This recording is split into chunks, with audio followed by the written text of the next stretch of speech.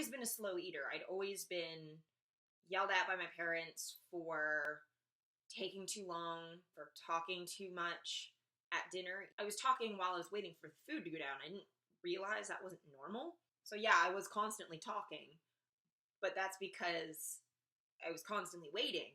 And it turns out they're constantly shoving vegetables at me was the problem.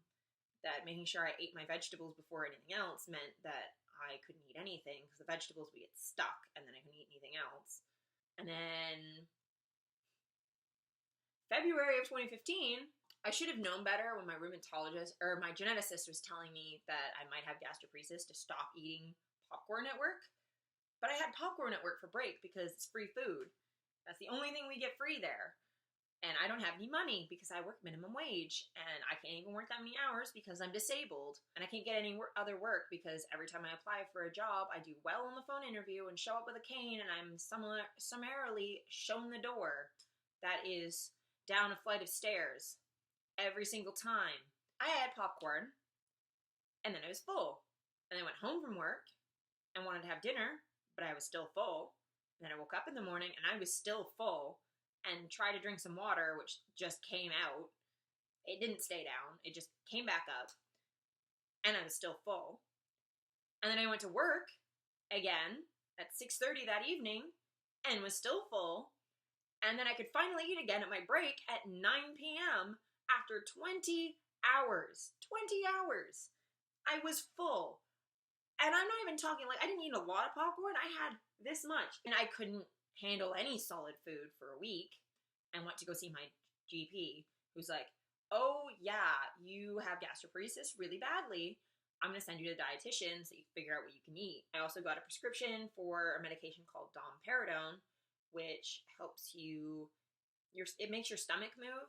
It was getting sort of a bit worse, but so my GP sent me to a gastroenterologist just to confirm the diagnosis, make sure there wasn't any complications. And he was useless. He's like, oh, well, just because your stomach doesn't feel like it's moving doesn't mean it's not moving. And I'm like, well, dumbass, like, my girlfriend is a former paramedic and has a fucking stethoscope. I've listened to myself swallow, and it takes 5 minutes. I can't eat things. I'm getting nauseous every time I eat something. He's like, well, have you thrown up? I'm like, no. But that doesn't mean anything, because I have issues throwing up in general. Like, I've never been able to throw up when I'm sick, unless I, like, fully cooperate with the situation. I'm like, okay, well, you might not think I have gastroparesis, but my geneticist thinks that I have gastroparesis, because it's really common with EDS. My dietitian and my GP think that's probably what I have. I'm pretty certain that's what it is. I cut out fiber, and my digestion got a fuck ton of a lot better. It's still bad, but it got better, and I want to make sure I should be taking this medication that I'm taking every freaking day. If anything, there's something wrong with my stomach. Something's wrong. And it would be good to at least, like, check, because I can't eat, and I would like to be able to eat. So he sent me for fucking gastroscope, which you put it's like an upper endoscope, so you put, like, a camera in your stomach. It was funny, because he's like, oh, you have to fast for 12 hours. Can you manage that? I'm like, I've gone 3 days without eating because of this shit. Like, I'm pretty certain I can handle not eating for 12 hours. I can handle it.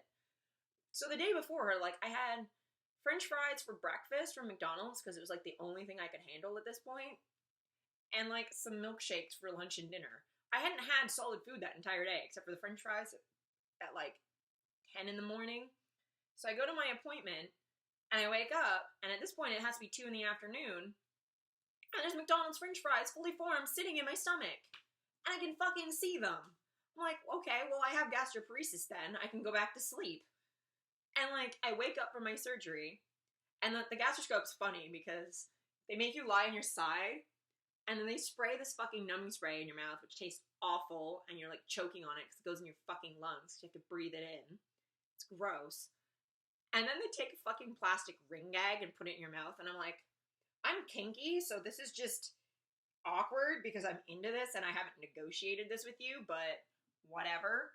But they're like, this might be uncomfortable, like, sorry about this. I'm like, no, it's okay. This isn't my first rodeo with a fucking gag in my mouth. I'm okay. This is, like, the least awkward part of this. But anyway, so I wake up and the nurses are like, yes, you have gastroparesis, you have pretty slow motility.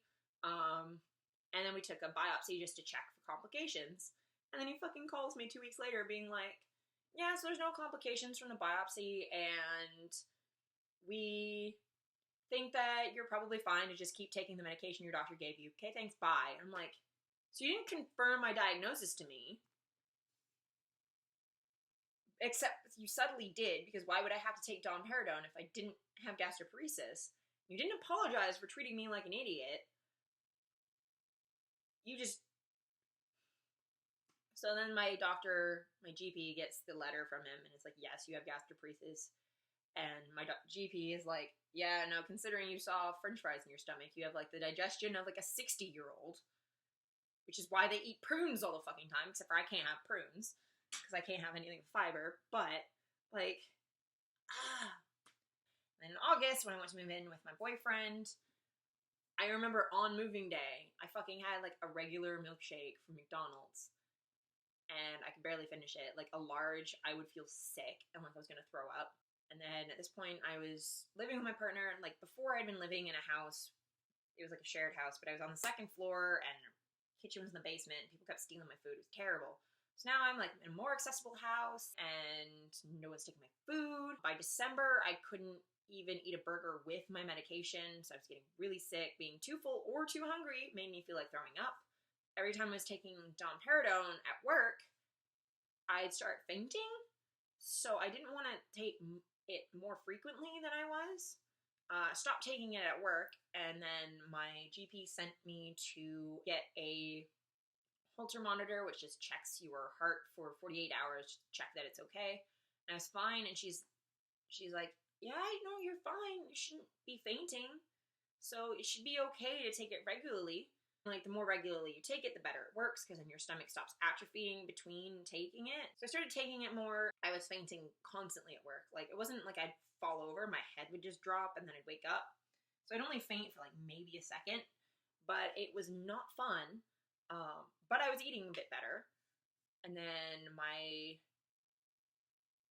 knee got really bad because I did a couple shifts in a row, and my manager's like, you know what? You should have a chair. I'm like, that's an option? He's like, yeah, we can get you a chair. And like, cause anytime my knee had popped out, I'd just be like, can I have a chair now? At this point, he's like, we should just make it a thing that you just always have a chair. I'm like, that would be great, because I don't faint when I take my medication. I'm sitting down. It's only when I'm standing up. I know why it's doing that. It's because the POTS is like an autonomic nervous system, and the stomach moving is a sympathetic nervous system thing. And they cancel each other out. You can't have one and the other. So if I can eat, my heart and my autonomic nervous system can't compensate for my low blood pressure, so my blood pressure drops and I get all dizzy. So I got a chair at work, and I was able to take my medication all the time. I was able to get burgers cheap at work. And because I was taking my medication frequently, I could actually eat them. I'm doing so much better now.